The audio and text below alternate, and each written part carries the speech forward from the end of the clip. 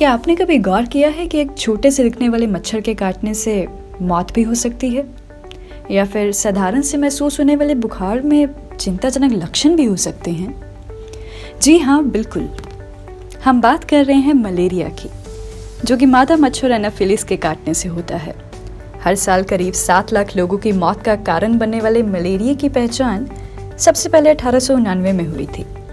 इस खोज के लिए डॉक्टर अल्फोंस लावरेन को 1907 में नोबेल पुरस्कार से भी नवाजा गया। वैसे तो ये मच्छर देश में पूरा साल ही पाया जाता है, पर गर्मियों और बारिशों के मौसम में इसकी तादाद काफ़ी बढ़ जाती है। यह मच्छर गंदे पानी में पनपता है तथा रात व अलहर सुबह को काटता है। लेकिन मलेरिया बुखार के लक्षण कौन कौन से हो सकते हैं? इसमें मरीज को तेज बुखार, थकावट व कमजोरी महसूस होने के साथ साथ ठंड लगना और कंपकपी भी छिड़ सकती है। सिर दर्द तथा उल्टी होने के साथ साथ जी मचलाने जैसे लक्षण भी सामने आ सकते हैं।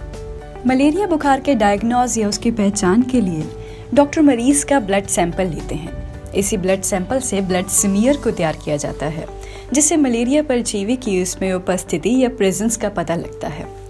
और उसके बाद अगले 36 घंटों तक उस ब्लड सैंपल की 8 से 12 घंटों के अंतराल के बीच में दोबारा चेकिंग होती है।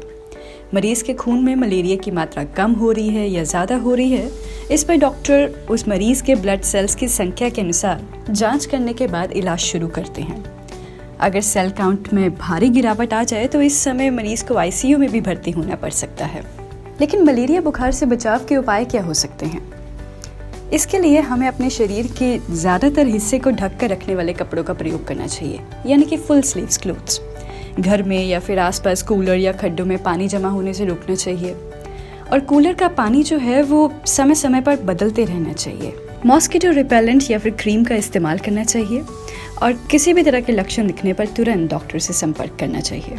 विश्व स्वास्थ्य संगठन यानी कि WHO द्वारा हर साल 25 अप्रैल को मलेरिया के प्रति जागरूकता फैलाने और इसके खात्मे के लिए विश्व मलेरिया दिवस यानी कि वर्ल्ड मलेरिया डे मनाया जाता है। अफ्रीका में मलेरिया डे के तौर पर मनाए जाने वाले इस दिन को WHO के 2007 में हुए 60वें सेशन में वर्ल्ड मलेरिया डे के तौर पर मनाए जाने का प्रस्ताव रखा गया, और उसके बाद 2008 से लेकर हर साल ये दिन मनाने का बस एक ही मकसद है कि इस रोग को हल्के में ना लें, इसकी गंभीरता को समझें, समय रहते बीमारी की रोकथाम के लिए कदम उठाएं और लोगों को इस रोग के प्रति लापरवाह रवैये को बदलने के लिए ये एक बहुत ही अहम दिन है। अब बात करते हैं कि भारत में हर वर्ष कितने प्रतिशत लोग मलेरिया के शिकार होते हैं। साल 2021 में विश्व भर में करीब 247 मिलियन मलेरिया के केस रिपोर्ट हुए थे, जबकि मलेरिया से होने वाली मौतों के मामले में 2021 में विश्व में 6,19,000 मौतों का आंकड़ा सामने आता है। भारत में साल 2021 में 160,000 से भी ज़्यादा मामले सामने आए थे। हालांकि 2022 में इसमें गिरावट के साथ ही 45,000 मामले रिकॉर्ड किए गए। वहीं मौतों के मामले में साल 2022 में भारत में सिर्फ 50 मौतें हुई, जो कि 2014 में 562 तक थी। ये एक बहुत बड़ी गिरावट है। देश में मलेरिया के सबसे ज़्यादा मामले उड़ीसा, महाराष्ट्र, छत्तीसगढ़, पश्चिम बंगाल, झारखंड तथा देश के उत्तर पूर्वी भागों से सामने आते हैं। इन आंकड़ों के तहत भारत में साल 2022 में विश्व के करीब 2% मलेरिया केस सामने आए। इन आंकड़ों में होती लगातार गिरावट WHO के जीरो मलेरिया के उद्देश्य की पूर्णता की तरफ एक बहुत बड़ा कदम होगा। लेकिन क्या मलेरिया के इलाज के लिए कोई वैक्सीन नहीं है? जी है, बिल्कुल है। मलेरिया वैक्सीन, जिसे कि RTS के नाम से जाना जाता है, ये अब तक की मलेरिया से लड़ने के लिए पहली और इकलौती वैक्सीन है, जिसे यूरोपियन मेडिसिन एजेंसी EMA द्वारा 2015 में तथा WHO द्वारा 2016 में स्वीकृत किया गया। इस वैक्सीन की पहली डोज 5 महीने के बच्चों को दी जाती है, और उसके बाद हर महीने के अंतराल में 3 डोज 9 महीने की आयु तक, और चौथी व आखिरी डोज 15 से 18 महीने की आयु तक के बच्चों को दी जाती है। वयस्कों के लिए एंडेमिक सिचुएशंस में यानी कि अत्यधिक केस होने की स्थिति में वैक्सीन के टीके दिए जा सकते हैं। गंभीर स्थिति में यह वैक्सीन 30% तक असरदार है।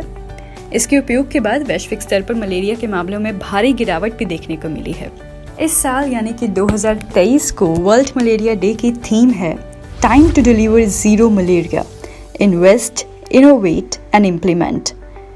इस वर्ष WHO द्वारा 3rd I यानी कि इम्प्लीमेंटेशन पर फोकस किया जाएगा। समाज के मार्जिन यानी कि हाशिए पर रखे गए समुदाय तक पहुंचने के लिए जीरो मलेरिया की थीम पर अमल करने का प्रयास किया जाएगा। ताज़ा अपडेट्स व बड़ी खबरों के लिए सब्सक्राइब करें आज प्रकाश टीवी और बेल आइकन दबाना न भूलें।